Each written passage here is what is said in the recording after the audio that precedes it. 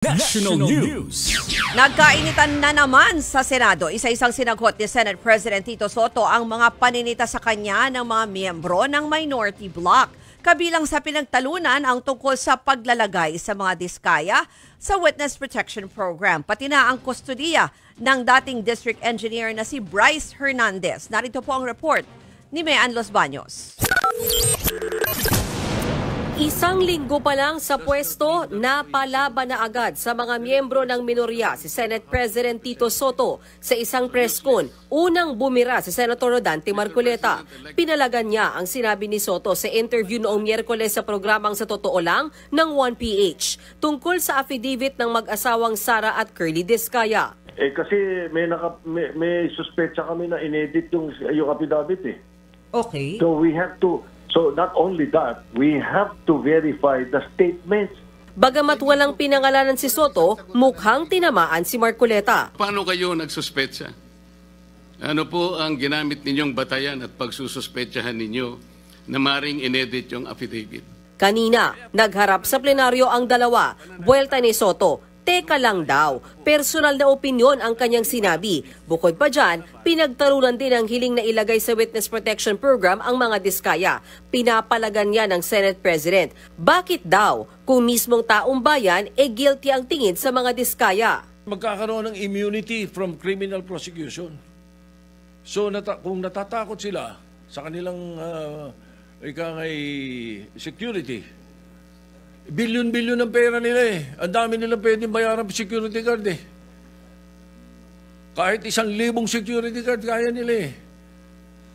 Bakit kailangan ang gobyerno? Bukod kay Marcoleta, nagkatensyon din si Soto kay Senator Ronald Bato de la Rosa dahil din yan sa isang interview ng Senate President kung saan tinanong siya kung anong sagot niya sa mga troll na nagsasabing tuta siya ni House Speaker Martin Romualdez. Kaugnay ng kine-question ng minority tungkol sa kustodiya ng dating DPWH Assistant District Engineer na si Bryce Hernandez. Ang eksaktong sagot dyan ni SP Soto, quote-unquote, yan ang gimmick ng minority. Hindi ba nila naiisip na baka si Martin ang tuta ko? Dagdag pa ng Senate President, quote-unquote, where is parliamentary courtesy? Of course, sigurado yung mga trolls wala noon at hindi nila naiintindihan kung ano yung parliamentary courtesy. Kaya siguro ganun, hayaan mo sila, mamatay sila sa sama ng loob.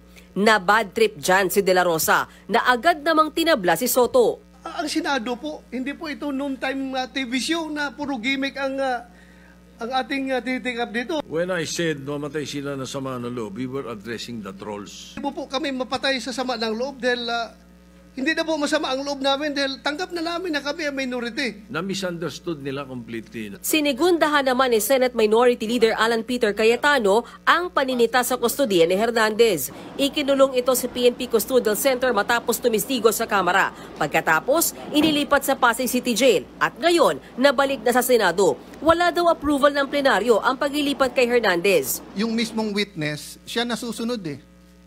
Sinabi niya dun sa House wag niyo na ako ibalik sa Senate, hindi siya binalik. So yes, initially, the issue was not where. The issue is not where to detain him. The issue is who has authority and ano ang rules natin. Sagot siya ni Soto. Malinaw sa rules natin eh.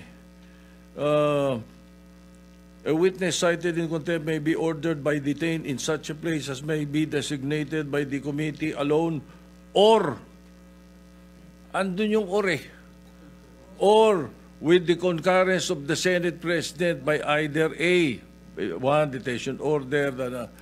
So it's the Senate President has the power to do that. Si Bryce Hernandez ang kumanta sa Kamara at idinawit ang pangalan ng dalawang senador sa anomalya sa flood control projects. Sina Senators Jinggoy Estrada at Joel Villanueva na hanggang ngayon ay gigil na gigil. Hindi ko alam kung anong mararamdaman nyo kung nasa sapatos ko po kayo.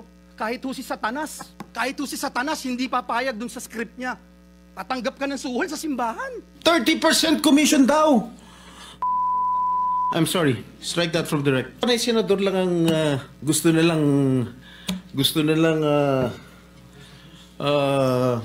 ipako sa krus. Bakit yung mga ibang mga politiko Dahil ba't porket masikat kami? Parehong miyembro ng minority sina Estrada at Villanueva. Sabi ni Senate Minority Leader Cayetano, magkakaroon ng pagkakataon ng dalawa para depensa ng kanilang sarili. We want to get to the bottom of everything. We want everyone exposed. Wala tayong sasantuhin kahit mga senador. Sa Huwebes, magpapatuloy ang investigasyon ng Senate Blue Ribbon Committee kung saan inaasahang ilalabas ang CCTV nang umano'y nag-deliver ng suhol sa isang staff ng Senado. Mga kapatid, ako po si Ruth Cabal. Dito tayo sa Totoo, dito tayo sa True FM.